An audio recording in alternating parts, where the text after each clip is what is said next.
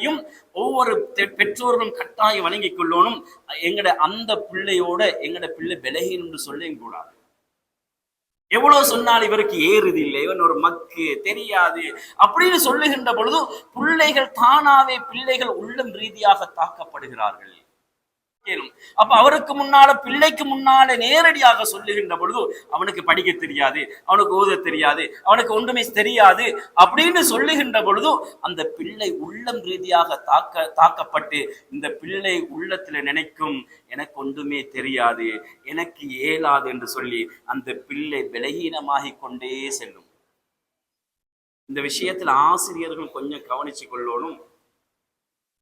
பிள்ளைகளை இன்னொரு பிள்ளைகளோடு ஒப்பாக்க கூடாது. உனக்கு ஏலும், நீ செய்வாய். ஒரு சிறிய விடயத்தை செய்கின்ற பொழுது பிள்ளைகளை உற்சாகப்படுத்தணும். அவரை போல நீ வந்துட்டாய் அந்த அப்படின்னு சொல்லி அவரை தட்டாமல் அவருடைய நிலைமைக்கு வந்து விட்டாய்.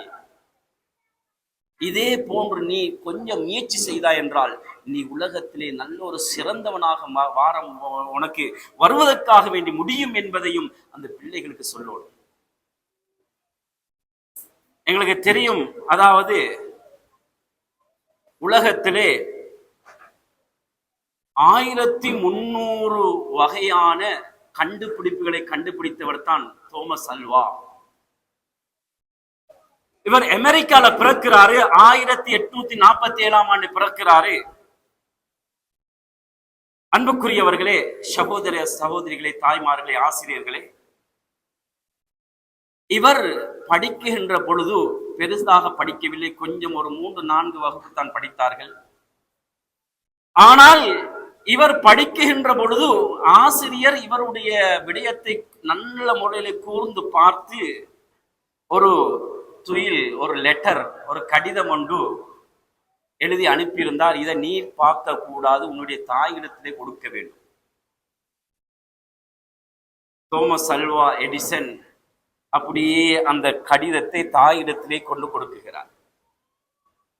தாய் வாசித்து பார்க்குகிறார். வாசித்து பார்க்கின்ற பொழுது தேம்பி தேம்பி அழுகிறார், கத்துகிறார். மகன் கேட்டான், ஏமா அழுகிறீங்க கடிதத்தை பார்த்து? இவ என்ன வார்த்தை என்று தெரியுமா? சொன்னா, மகனே, உன்னுடைய ஆசிரியர் ஒரு கடிதத்தை என்னிடத்திலே தந்திருக்கிறார்கள். உன்னுடைய அறிவு இப்ப இந்த காலகட்டத்துல தாய் தான் எல்லா பாடமும் ஒரு டீச்சராக இருந்து பாடத்தை படிச்சு கொடுக்கிறா, மிச்சம் ஒரு நல்ல டேலண்ட் காக்குறா. தாய் வஃபாத் ஆகிட்டா ஒரு நாள் அந்த லெட்டரை இவர்களுடைய வீட்டை கிளியர் பண்ணுகின்ற பொழுது அந்த லெட்டர் இருக்குது, அந்த கடிதம் இருக்குது. அந்த கடிதத்தை எடுத்து பார்க்கிறாரு. சுபஹானல்லாஹ், உன்னோட பிள்ளை மூளை குன்றிய நிலைமையிலே, மூளை குறைந்த நிலைமையில் இருக்கிறாரு. எங்கட பாடசாலையில இவரை படிச்சு கொடுக்கறதுக்கு, இவரை வச்சு கொள்றதுக்கு இயலாது, நீங்க வீட்டுல வச்சு கொள்ளுங்க என்று கடிதத்துல ஆசிரியர்கள் அனுப்பி.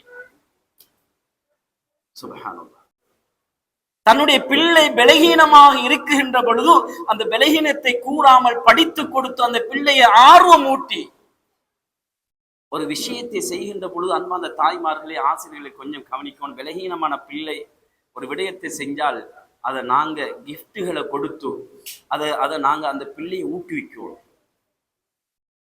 ஒரு விடயத்தை செஞ்சிட்டாரு, அதுக்கு கிஃப்ட்டுகள் பரிசுகள் கொடுத்து அந்த பிள்ளைகளை கொஞ்சம் பாராட்டும். நீ முதையை விட இப்ப நல்ல நிலைமைக்கு வந்திருக்கிறாய். எத்தனையோ விடயத்தை அவர் கண்டுபிடிச்சாரு. இன்றைக்கு பார்க்கிற, இன்றைக்கு நாங்க இந்த இருக்குகின்ற இந்த பெல்ப் கூட, இந்த மின் விளக்குகள் கூட அவர் கண்டுபிடிச்சதுதான். யாரு? கிளாஸ்ல பலகீனமானவர், புத்தி இல்லைன்னு சொல்லி அனுப்புன ஒரு சின்ன மாணவர். சுபஹானல்லாஹ். அதனால அவருக்கு இன்னைக்கு உலகத்துல என்ன பேர்னு தெரியுமா? உலகத்துக்கு ஒளி ஊட்டியவர், உலகத்துக்கு வெளிச்சத்தை கொடுத்தவர். சுபஹானல்லாஹ். அன்பார்ந்த தாய்மார்களே, சகோதரர்களே, அடுத்த விஷயம் நான் சுருக்கமாக சில விஷயங்களை கூறிக்கொண்டு போறேன். எந்த நேரம் பிள்ளைகளை படின்னு சொல்லி அடிச்சு படிக்க வைக்க கூடாது. கொஞ்சம் இடைவெளி கொடுக்கணும். அந்த பிள்ளைகள் உள்ளம் ரீதியாக சோர்வடைந்து விடும். அந்த பிள்ளைகளுக்கு ஹோம்ஒர்க் கொடுக்கப்படுகின்ற பொழுது இன்னைக்கு நான்